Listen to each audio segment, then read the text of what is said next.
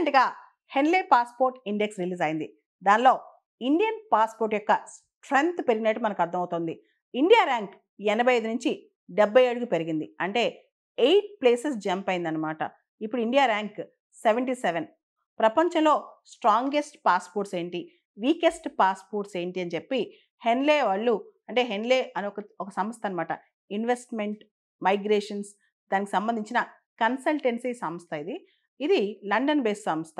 వీళ్ళు international air transport association దగ్గర నుంచి డేటా సేకరించి ఏ పాస్‌పోర్ట్‌కి ఎన్ని దేశాలకి వీసా ఫ్రీ యాక్సెస్ ఉంది ఇవన్నీ చూసి చెప్తారనమాట. ఇండియన్ పాస్‌పోర్ట్‌కి 59 దేశాలకి వీసా ఫ్రీ యాక్సెస్ ఉంది. కానీ ఇవన్నీ చిన్న చిన్న దేశాలని చెప్పొచ్చనమాట. సో, ప్రపంచంలోనే స్ట్రాంగెస్ట్ పాస్‌పోర్ట్ సింగపూర్ పాస్‌పోర్ట్ అనమాట. మోస్ట్ పవర్‌ఫుల్ పాస్‌పోర్ట్ అని చెప్పొచ్చు. ప్రపంచంలో ఉన్న దేశాల్లో 193 దేశాలకి సింగపూర్ పాస్‌పోర్ట్‌తో వీసా ఫ్రీ ట్రావెల్ చేయొచ్చనమాట.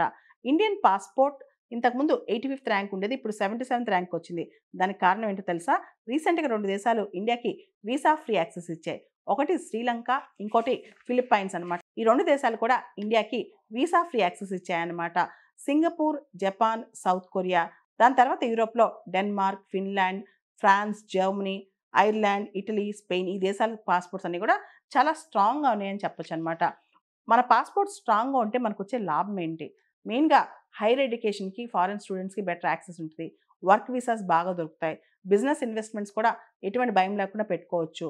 అండ్ ఆ దేశంలో పొలిటికల్ స్టెబిలిటీ ఉన్నట్లు లెక్క అనమాట. పాస్‌పోర్ట్ స్ట్రాంగ్‌గా ఉంటే ఆ దేశంలో డిప్లొమసీ కానీ, పొలిటికల్ స్టెబిలిటీ కానీ, డిప్లొమాటిక్ రిలేషన్స్ కానీ, better job and business opportunities ఉన్నట్టుగా లెక్క అనమాట. దాంతో పాటు మంచి స్ట్రాంగ్ పాస్‌పోర్ట్ ఉంది అని అర్థం ఏంటంటే, ఈ గ్లోబలైజ్డ్ వరల్డ్‌లో బెటర్ ఇంటిగ్రేషన్ ఉందని అర్థం అనమాట. స్పాంటేనియస్‌గా ఒక ప్రాంతం నుంచి ఇంకో ప్రాంతానికి ట్రావెల్ చేయొచ్చు. బిజినెస్ ఇన్వెస్ట్‌మెంట్స్ చేసుకోవచ్చు. రియల్ ఎస్టేట్ పెట్టుబడులు పెట్టుకోవచ్చు.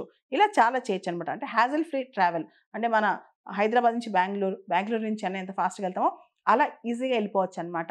సో, సింగపూర్ వాళ్ళకి ఆ సౌలభ్యం ఉందనమాట. ఇన్వెస్ట్‌మెంట్స్ అంత ఫాస్ట్‌గా చేసుకోవచ్చు.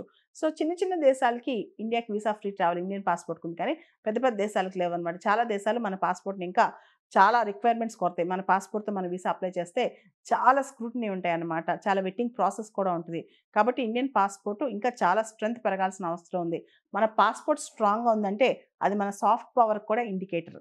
మన సాఫ్ట్ పవర్ బావుందని అర్థం అనమాట. కాబట్టి మన పాస్‌పోర్ట్ స్ట్రెంథెన్ చేసే విధంగా మనం ప్రయత్నించాలి. ముఖ్యంగా ఈ ప్రపంచీకరణ యుగంలో మన పాస్‌పోర్ట్ ఎంత స్ట్రాంగ్ ఉంటే మనం అంత గ్రేట్ అని అర్థం. అసలు ఇక్కడ మనం సాఫ్ట్ పవర్ అంటే ఏంటో తెలుసుకోవాలి. అంతర్జాతీయ భాషలో 2 రకాల పవర్స్ ఉంటాయి. Soft power, hard power. Hard power అంటే ఇతర దేశాలను బెదిరించో, లేదా వెపన్స్ చూపిచ్చో, లేదా సాంక్షన్స్ ఆంక్షలు విధిస్తామని భయపెట్టో చేస్తే అది హార్డ్ పవర్. లేదా కల్చరల్ మెకానిజమ్స్, డిప్లొమసీ అంటే మన సంస్కృతి కానీ, డిప్లొమసీ కానీ ఇవన్నీ వాడి మన యొక్క పేరు ప్రఖ్యాతులు పవర్ పెంచుకుంటే దాన్ని సాఫ్ట్ పవర్ అంటారు. సో, మన పాస్‌పోర్ట్ విలువ పెరుగుతుందంటే సాఫ్ట్ పవర్‌కి అది సంకేతం అనమాట.